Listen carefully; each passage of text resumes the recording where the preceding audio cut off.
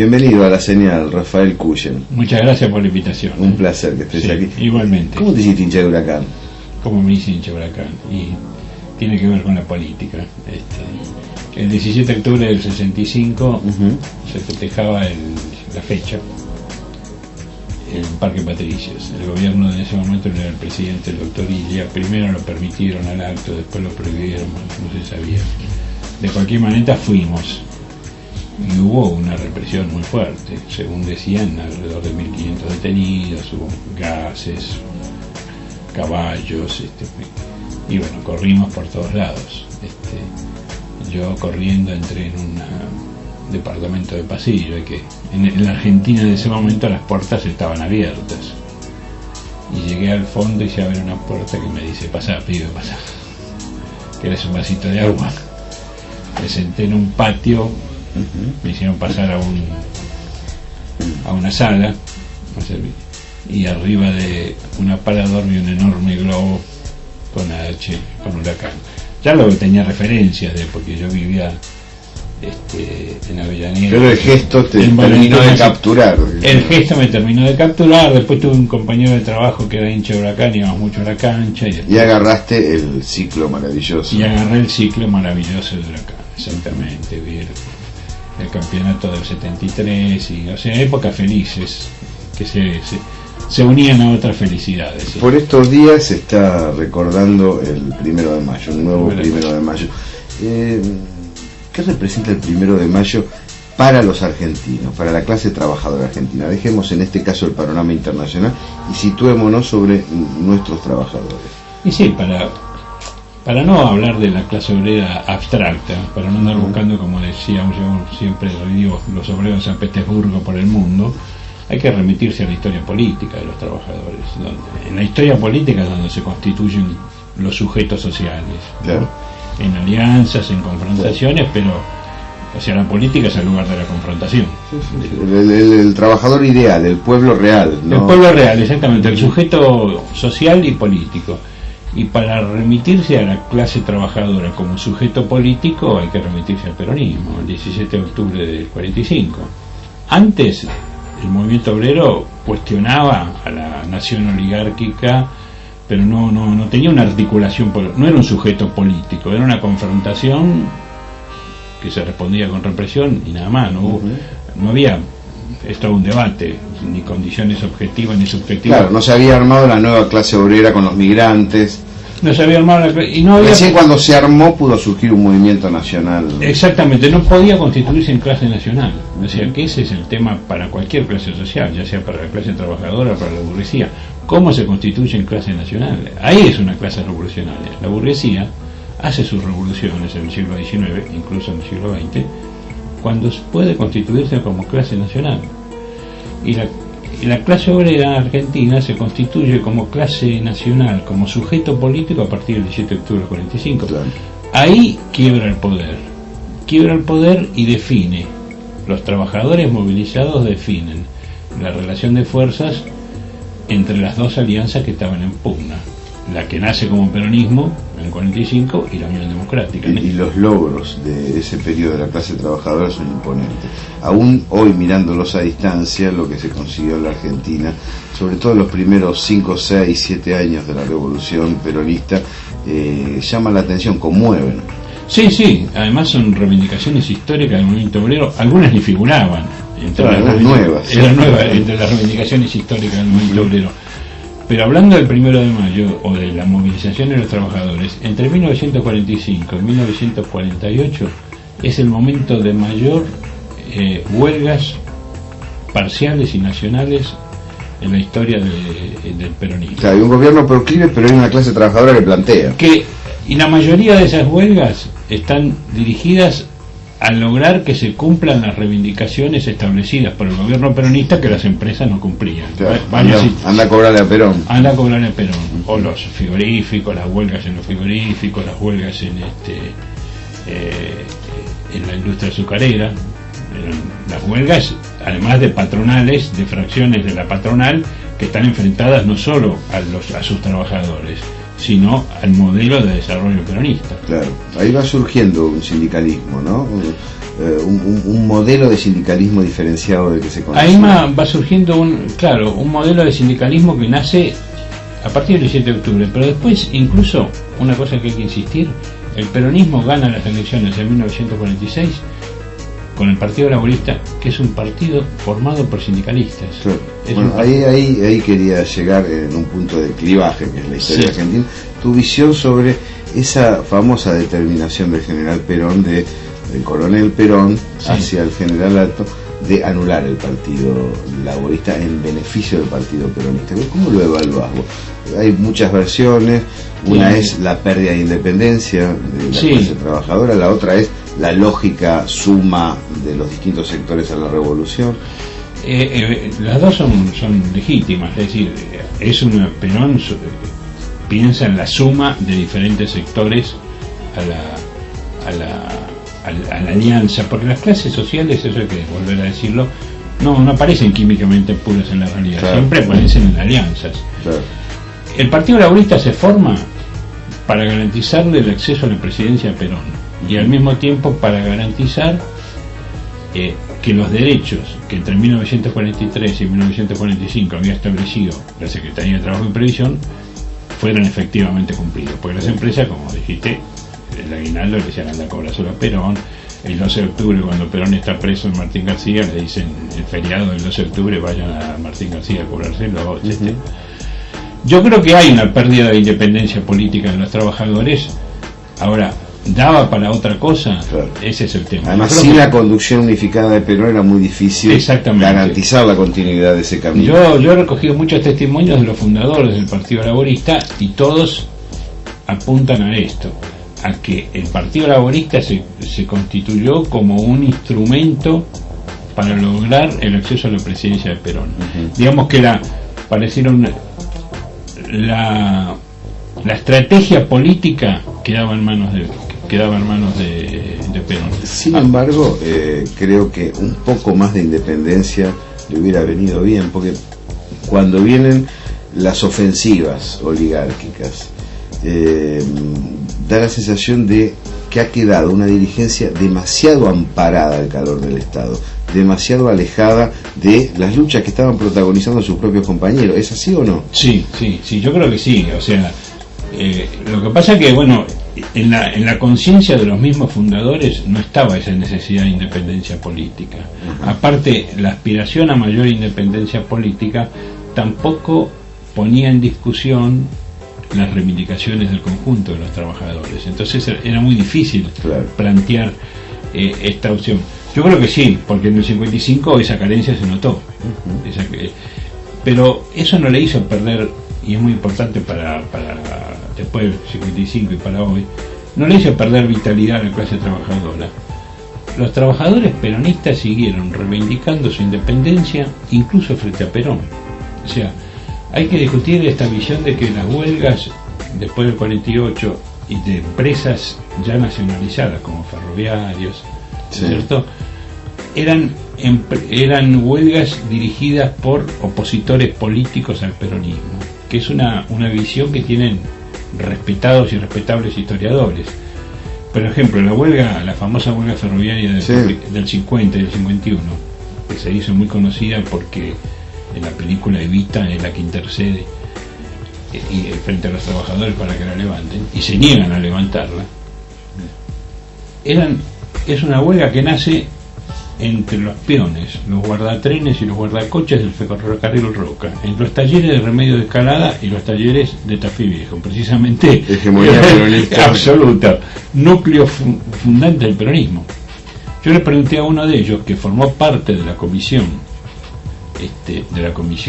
que habló con Evita, que de paso hago propaganda, está en el video de los resistentes, don Toto Romero. Digo, ¿por qué no hicieron la huelga Perón, Toto? Me dice, Perón quería que nos ajustáramos el cinturón, y eso no es peronismo, que no queríamos que se apagara la llamita peronista. Algo semejante se observa, es muy valioso lo que está señalando, leyendo las actas del Congreso de la Productividad famoso. Exactamente. Y además a veces se confunde, no hay que confundir gestualidad cultural con interés concreto. Hay una gran cantidad de discursos donde le dicen a Perón, los dirigentes sindicales, usted es lo más grande que hay, lo amamos, lo respaldamos, lo queremos, pero no vamos a firmar. Claro. Si nos quedamos simplemente con el elogio, decimos, bueno, son unos adocenados, pero en realidad no firmaban que no quería porque perjudicaba a los trabajadores. Eso hay que ponerlo, el movimiento obrero, aún los más integrados al Estado, porque es cierto que la CGT ya en el 54 formaba parte, era la tercera parte del movimiento, sí. Entonces, pero aún esa dirigencia sindical no se aparta de las condiciones de los convenios del 46 y del 48, o sea, las condiciones en que los trabajadores se habían integrado al peronismo, como vos decís. Me lo dijo a mí Sebastián. No retrocedemos. No retroceden respecto a eso. Sebastián Borro me dijo, él dirigió una huelga metalúrgica. ¿Quién le va a discutir el peronismo a Sebastián Borro, no? Por eso. Una huelga metalúrgica en 1948, en los talleres Mata, que era una fábrica metalúrgica que estaba contratada para construir los caños de gas del gasoducto que viene del sur, que sigue siendo la red troncal del gas que nos llega a la capital de la Gran Buenos Aires. Y había una huelga porque habían pedido aumento y había despedido trabajadores y no quería pagar los días de paro. Y dice que había trabajadores que le decían, bueno, pero yo lo quiero a Perón, vos pagas el problema. Él dice, yo fuera del sindicato doy la vida por Perón, pero en el sindicato la empresa tiene que cumplir. Le hicimos el paro los 45 días, lo tuvo que pagar y empezamos a trabajar. Después trabajamos más para que la empresa pudiera cumplir el contrato con el gasoducto.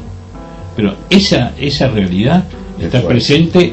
Se trasunta todo esto en las investigaciones realizadas para tu libro. Yo lo leí con mucho detenimiento, con mucho placer. Lo presentamos con varios compañeros y amigos. Ahora, después aparece, y vos me llenabas la película Los Resistentes, ¿no? Después viene el golpe del 55. ¿Qué pasa con el movimiento obrero con posterioridad a la ofensiva de la Revolución Libertadora? Bueno, ahí yo creo que se ven los límites del peronismo para defender los propios objetivos que le habían dado origen. O sea, hay un testimonio de Avelino Fernández que yo cito en el libro, que está en un video que hizo un compañero, no me acuerdo el nombre, donde Avelino Fernández dice, fuimos a la CGT y estaba cerrada. Claro. Su referencia era la CGT y estaba cerrada. Otros testimonios hablan de cómo fueron los trabajadores de Córdoba y de Tucumán a pedir armas o a ofrecerse a los comandos militares o a la CGT indistintamente. ¿Es cierto que Cook quería esa pelea? ¿Quería ofrecerle armas a los trabajadores? ¿Que Evita había comprado armas destinadas a generar milicias obreras? Esa especie de rumor histórico que atraviesa... Yo no lo he investigado especialmente. Me parece que yo tuve oportunidad de conversar una vez con Armando Cabo, ya muy mayor en la unidad básica de Sebastián Borro, y él ratificaba eso de las armas. Yo se lo pregunté oficialmente, pero fue un comentario de él y no fue, digamos, una conversación. Estábamos en una conversación, él ratificaba. Pero es una voz autorizada. Es una voz autorizada para decir, yo le pregunté y me dijo, sí, eso existió, Evita tenía intenciones de... Y bueno, los suboficiales intentan resistir el golpe. El golpe del 51 lo frustran los suboficiales de Campo de Mayo. O sea, hubo intentos de resistencia. Y estaba a cargo de los trabajadores. Y la referencia a los trabajadores era la CGT. Porque en Córdoba se fueron a ofrecer a la CGT. En Buenos Aires se fueron a ofrecer a la CGT. En Tucumán, creo que también. Sí. O sea, en esos tres lugares básicos se fueron a ofrecer a la CGT y no hubo respuesta. Ahora, después, esos mismos trabajadores, algunos de los cuales habían encabezado las huelgas contra Perón, en el caso de los ferroviarios de Tucumán, estoy seguro porque he hablado con ellos, en el caso de Sebastián Borro también, fueron los protagonistas directos de la resistencia.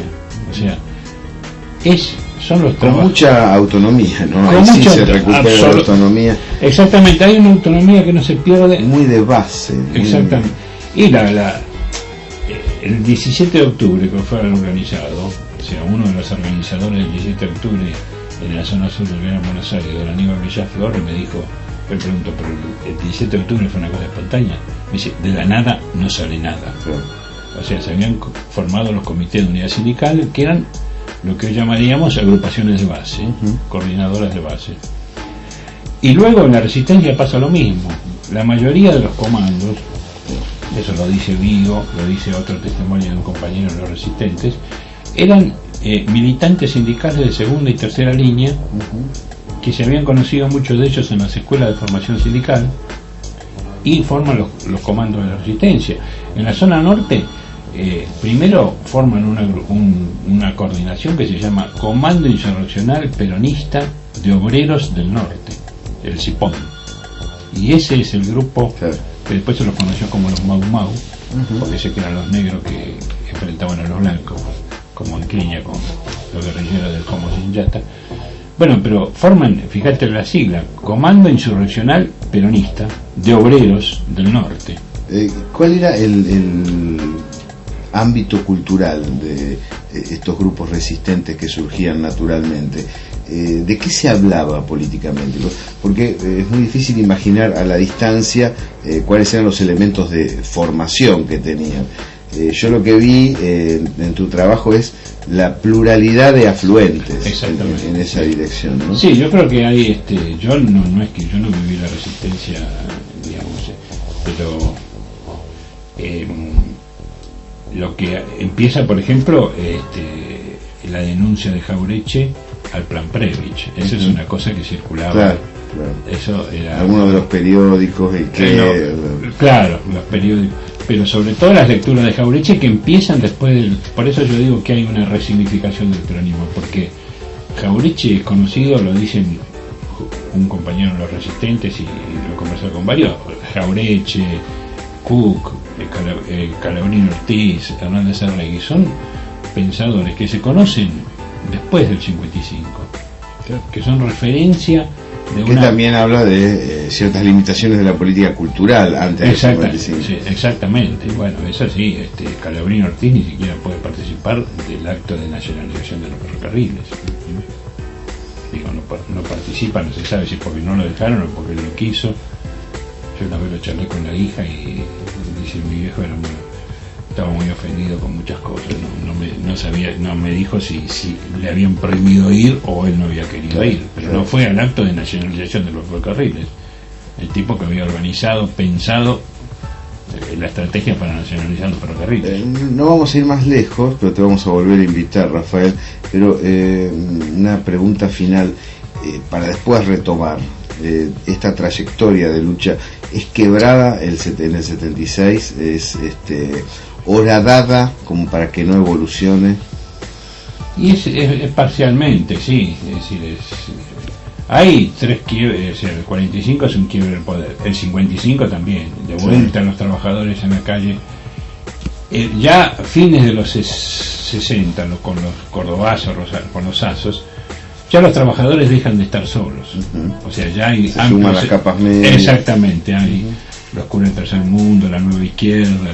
Entonces ya es otra realidad distinta. Pero ya hay muchos trabajadores que protagonizan esos hitos que no vienen de la experiencia del peronismo original. Pero en el 76 no, en el 76 hay huelgas en el 78, en el 79. Recuerdo. Las movilizaciones, lo que ha cambiado es la estructura, la sociedad en su conjunto, la estructura económica. Los trabajadores, hoy es una sociedad muy fragmentada, tenés trabajadores que ganan 7.000 pesos y trabajadores que ganan 1.500, entonces desde el punto de vista estructural está fragmentada. Y sobre todo está fragmentada desde el punto de vista político. Hasta el 75 había una unidad política que tenía que ver con una experiencia colectiva común, aunque hubiera diferente. Los metalúrgicos ganaban el doble que los de la alimentación, por ejemplo. Pero hoy la fragmentación salarial va acompañada de una fragmentación política. Puede que se reconfigure, ¿no?, esa unidad.